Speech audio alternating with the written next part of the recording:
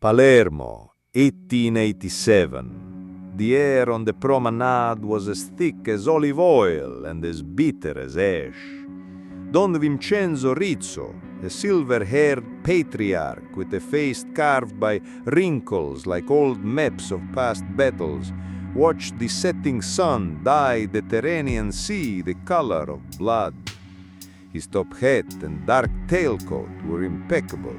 His cane with a silver eagle-head knob rested in his hand. But in his eyes, usually cold and piercing, today there was a dull, aching pain, the pain of loss. His youngest son, Luca, lay in a coffin white as marble, with 2 scarlet roses of bullet holes on his chest. He was only 20. He was not a soldier of war. He was a soldier of peace, a talented violinist who dreamed of moving to Milan. Luca was the only pure soul in Don Vincenzo's empire, his quiet atonement. And now he was gone. The murder was brazen, committed in broad daylight on Luca's way from the conservatory.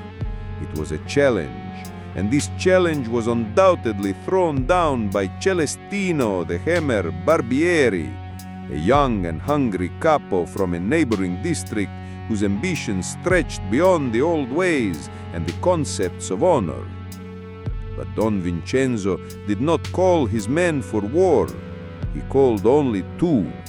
The first was Silvio, his consigliere and best friend, an old lawyer with a fox-like face who kept the Rizzo family's books and knew all the secrets of Palermo.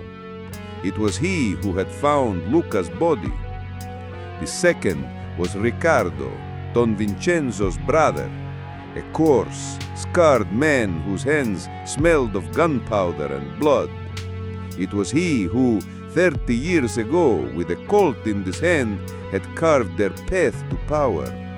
He was eager for a fight, his fists clenching at the mere mention of Barbieri's name. The room in the back of the old lighthouse trattoria was filled with shadows and the smell of old wine. "He will die, slowly," Riccardo rasped, crushing a nut in his palm. "I will cut out his heart myself and feed it to the dogs." "That is exactly what he wants," Silvio countered calmly, adjusting his pince-nez. "War, chaos. While we are cutting down Barbieri's men, his patrons in Roman government will quietly hand over our dogs to him. He provoked us into this. Luca was a pawn." Don Vincenzo was silent, staring at the candle flame. He saw not Riccardo's rage or Silvio's cold calculation. He saw his son's face. He was upset that day, the day he died. Pale, he said he had to tell me something. "He was afraid of Barbieri," Riccardo roared. "Or someone else," Silvio added. "He wasn't killed by Barbieri's thugs. They shot him with an expensive Belgian pistol. The Hammer's men are armed like partisans with cheap iron." Silence fell. A shadow of doubt, thin as a razor's edge, slipped between the 3 men bound by years and blood. The investigation began quietly, in the best traditions of omertà. Don Vincenzo gave orders, Silvio analyzed information, Riccardo extracted it using old methods.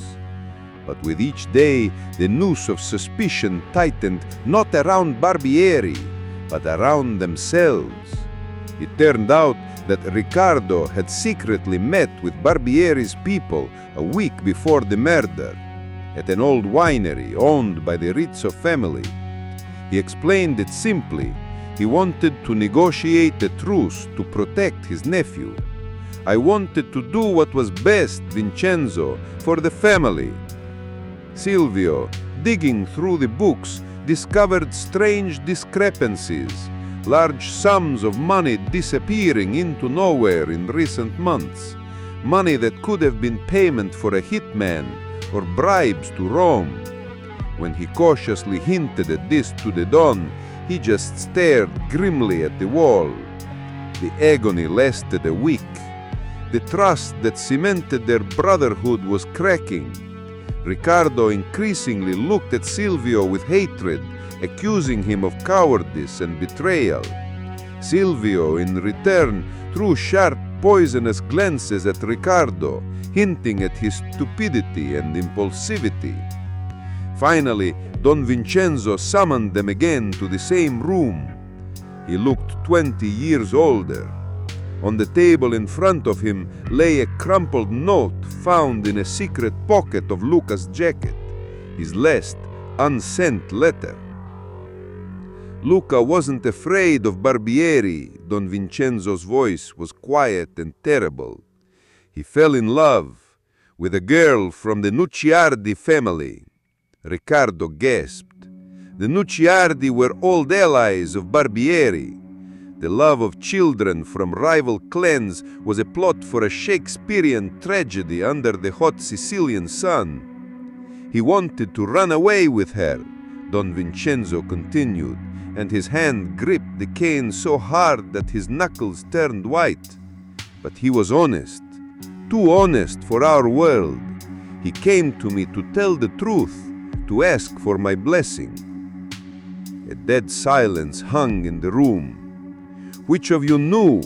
asked Don Vincenzo, and his voice sounded like the grinding of stone.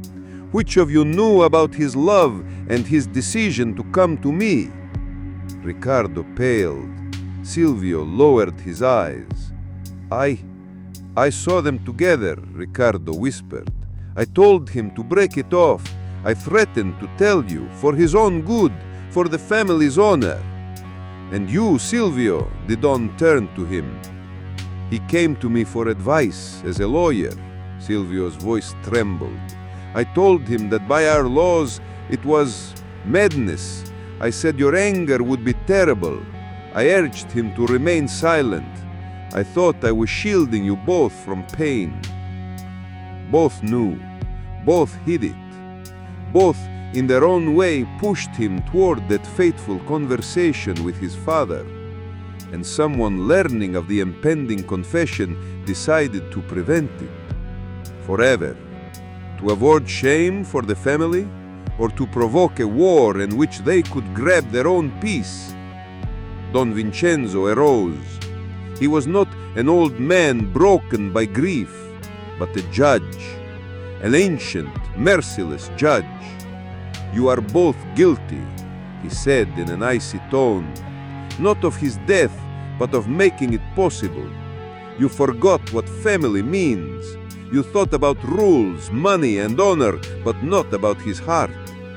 He was the best of us, and you are just men from the Mafia." He looked at his brother, in whose eyes there was horror and remorse. "Riccardo, you have always been my strong arm, but with your blind rage you destroyed not only him. Leave. For America. Tonight. I don't want to see you again." Then he turned to Silvio, his friend whose face was wet with tears. "Silvio, you have always been my mind, but your cold calculation proved more poisonous than a dagger. Leave, and never pick up a pen again." They stood, broken, destroyed by his sentence. Exile was worse than death. When they left, Don Vincenzo Rizzo remained alone. He walked to the window. Below, Palermo was bustling. His city, his fortress, his prison. He had given the order not to touch Barbieri. There would be no war. A quiet, slow decay. He knew his empire would collapse without its right hand and its brain. But it didn't matter anymore.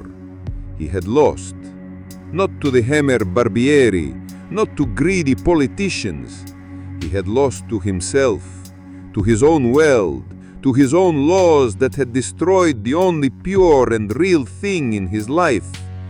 He took Luca's violin, pressed it to his chest, and stood by the window, watching the last ray of sunlight fade over the dark, in different sea. The family was dead.